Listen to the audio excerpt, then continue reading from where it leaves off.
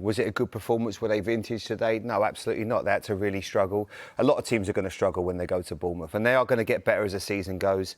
I think from a right-back position, they had a problem all game with Disasi until they took him off. He's not a right-back, he's a centre-back. And you look at how you get a balance in the team.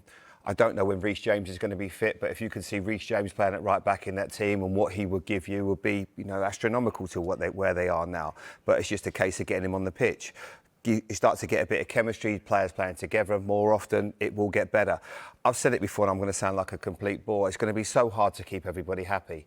That's my problem with it. You're going to have players like Neto, who I'm a massive fan of. He played in the first half, doesn't quite work out, he gets taken off. How are you meant to get confidence and get that feel in the team if you're never really going to be given that trust? He's at least separated the squad into the players that he wants to work with and the players that he isn't going to work with, and sort of said, at least I've got this core of players. So he's taken the first step towards trying to fix that. Is the problem you're talking about that even within that sort of slightly tighter squad, that there are players who want to do the same thing? There's four wingers that could come off the bench, which is absolutely fine, because people might say, well, they won you the game in the end, making your subs, making your changes. But I just feel when you've got so many players vying for the same position, it's not always great. You don't see people coming on for Mo Salah after half a game, because he's so important.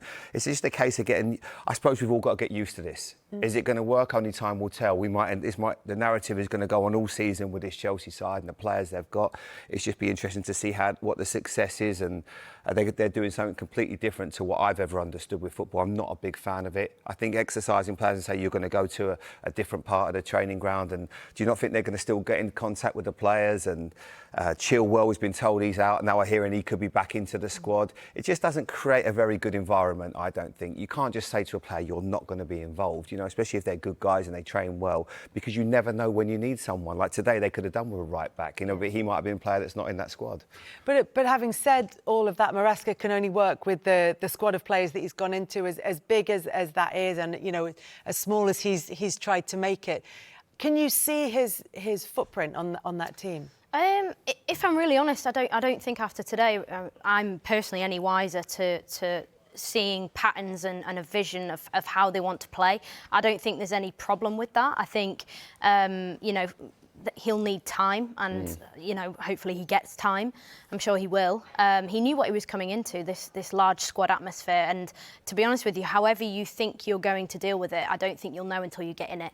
And I think being in a dressing room with 40 other players, I cannot imagine or begin to imagine the dynamic and how you stay task focused on what you're trying to achieve. But I think today, Maresca alluded to it post-match about having to dig deep, win duels. First half, Bournemouth were all over them, picking up every second ball, winning their duels, and that's what Bournemouth do. But they've also got that sprinkling of quality, but that's what Bournemouth do every game.